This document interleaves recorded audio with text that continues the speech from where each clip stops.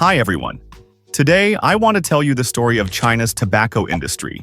What cigarette brands exist, how they developed, in part thanks to Russian immigrants, and also talk about China's smoking culture and the government's policies on the matter. Let's start with how tobacco actually got to China. The answer seems obvious, as seeds, but who brought them and when?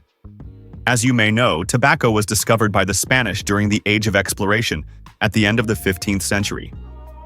Tobacco quickly became popular across Europe and was then spread throughout the colonies. Spanish missionaries brought tobacco from what is now Mexico to another colony, the Philippines. From plantations on the island of Luzon, Chinese sailors bought tobacco seeds and brought them to Fujian province in China, right across from Taiwan. In Fujian, particularly in the coastal cities of Zhangzhou and Quanzhou, which had a similar humid climate, Chinese farmers began growing tobacco using the Filipino method, cultivating it as a secondary crop alongside rice. The two crops were rotated, and harvests were collected 2 or even 3 times a year. Over time, tobacco spread from Fujian to the rest of China. In addition to this, some tobacco came into China from Japan through Korea, and also from Vietnam. The country's climate and soil were ideal for growing tobacco, so it's no surprise that today China is the world's largest producer of raw tobacco. By the end of the Ming Dynasty and the beginning of the Qing Dynasty, tobacco had become an everyday consumer product, just like alcohol or tea. Since China was primarily an agricultural country, and people quickly grew fond of smoking, more and more farmland was being used for tobacco. Eventually, the authorities had to start limiting its cultivation, though they didn't immediately ban smoking. When the Qing Dynasty replaced the Ming, the new Manchu government repeatedly banned ordinary people from smoking, though not the nobility. These bans were often purely symbolic, much like today's "no smoking in public places" rules. People still smoked everywhere, and the trade was lucrative. This growing addiction laid the groundwork for the spread of opium in China, something the British later exploited. Opium smoking weakened China from within. After losing the Opium Wars, China was forced into humiliating treaties that gradually turned it into a semi-colony. That's one of the reasons why drug laws in China are so strict today. Tobacco consumption kept growing steadily. At first, people chewed tobacco, then smoked it in pipes, and later in portable water pipes. Smoking became truly widespread when people started rolling tobacco in paper. At every stage, tobacco was processed manually, until the late 19th century, when mechanized production revolutionized the industry. Naturally, this revolution didn't start in China, but in the United States. In 1880, an American inventor named James Bonsack created and patented the first cigarette rolling machine. Industrialist James Duke bought the license for it, and by 1890, he controlled 40% of the U.S. cigarette market. He merged his competitors into one corporation, the American Tobacco Company, and became a monopoly. In the early 1900s, Duke tried, unsuccessfully, to conquer the British market. This competition led British manufacturers to merge into the Imperial Tobacco Company. After 2 years of fierce rivalry, the companies agreed to divide global markets. American Tobacco kept the Americas, Imperial Tobacco took the British colonies, and the rest of the world was supplied by a joint venture, British American Tobacco, or BAT. Founded in 1902, BAT still exists today and makes brands like Kent, Lucky Strike, and Rothmans. That same year, BAT entered China, a country weakened by defeat in the First Sino-Japanese War, the loss of Taiwan, and the unequal treaties imposed by Japan and Western powers. These agreements opened the door for foreign economic influence and turned the Qing Empire into a semi-colony. BAT quickly bought up most of China's tobacco factories, modernized them, and captured an incredible 80% of the market, selling more than 40 billion cigarettes annually. Before this, most cigarettes were made in small local workshops, but the largest producer at the time was actually a family of Russian immigrants. In the 1890s, Russian Jews, facing anti-Semitic policies in the Russian Empire, began leaving the Pale of Settlement and traveling east through Siberia to seek better lives. The construction of the Chinese Eastern Railway drew many of them to Harbin. a rapidly developing city in northern China. Among them was a Karaite Jew from the Russian Empire named Aaron Lopato. Karaite Jews are a small ethnic group from Crimea who follow an ancient branch of Judaism, one that adheres strictly to the Old Testament without later additions like the Talmud, the New Testament, or the Quran. However, Lopato wasn't from Crimea. He was from Trakai, near Vilnius, the center of the Karaite community. He arrived in China with his wife and 2 sons, Eli and Abraham. The family sold Russian pipe and cigarette tobacco to the growing Russian community in Harbin. In 1902, they opened a tobacco shop on Harbin's Main Street, near the modern hotel, along with a small factory where a few Chinese workers made Russian-style cigarettes.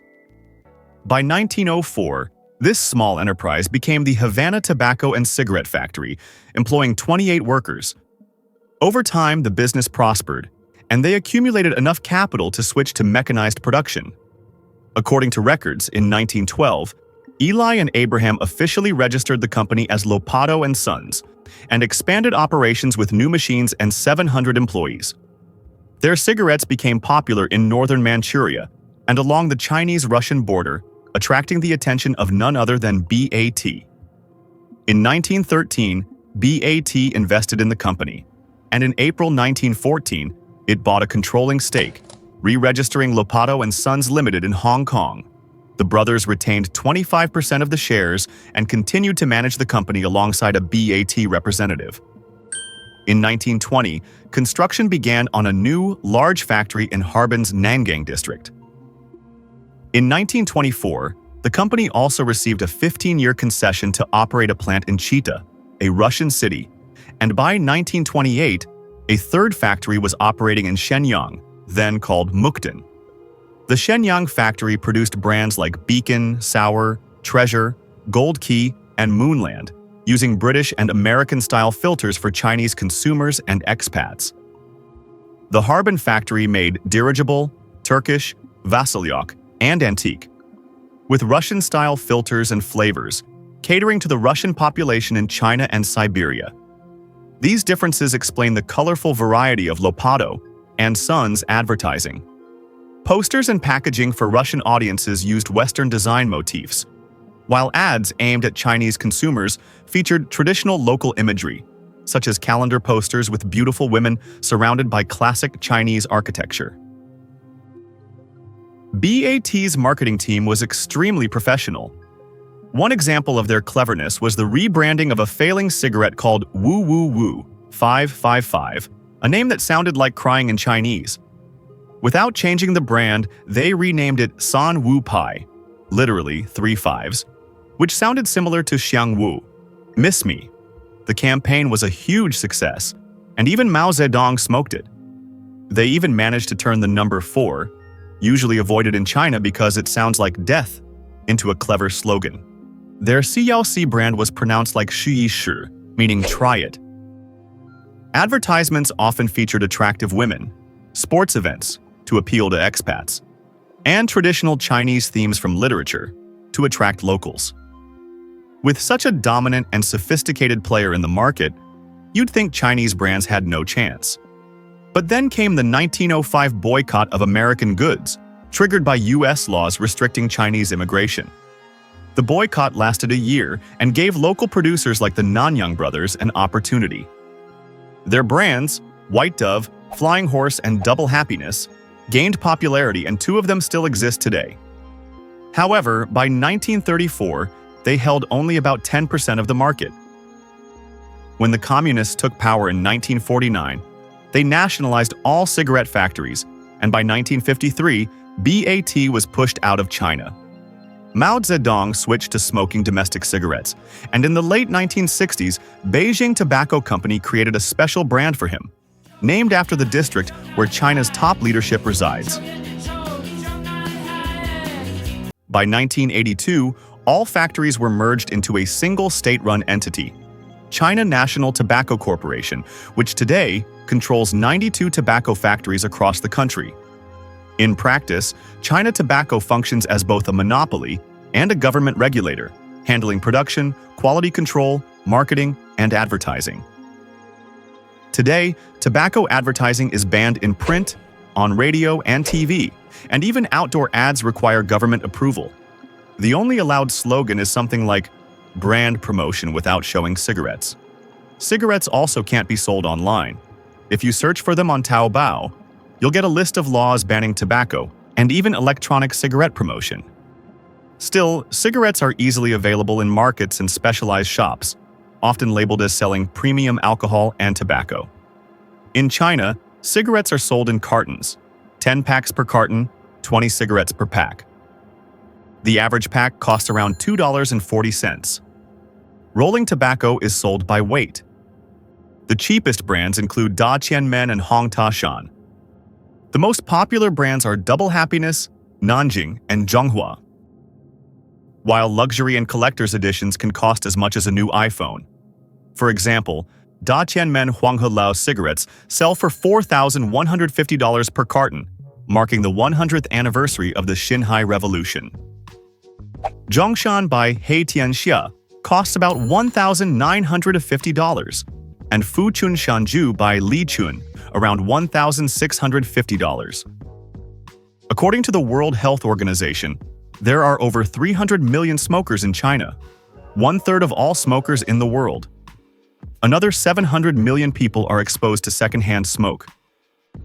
53% of adult men in China smoke, and half of them started before the age of 20. More than 1 million Chinese die every year from smoking-related diseases, 90 times more than from AIDS.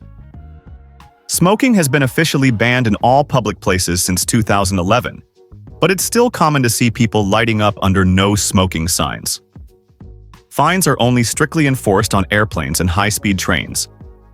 In regular trains, people smoke like locomotives. As for cigarette warning labels, China Tobacco sets its own standards. Unsurprisingly, most warnings are vague, like, smoking is harmful to your health, without any graphic images, and often printed in colors that blend into the packaging. Culturally, smoking still has a strong presence in modern China. In many films, smoking is shown as a sign of confidence or coolness.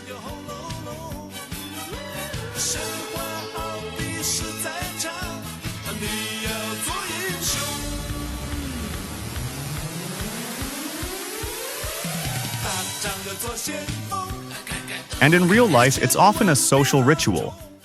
Among men, especially in smaller towns, offering someone a cigarette is a common greeting. Refusing one can even be seen as disrespectful. It's also considered polite for an employee to light a cigarette for their boss. A pack of cigarettes is a typical gift for establishing business connections. Nearly every province and autonomous region has its own tobacco factory, producing local brands that people often buy as souvenirs when traveling. Thank you for watching, and see you next time.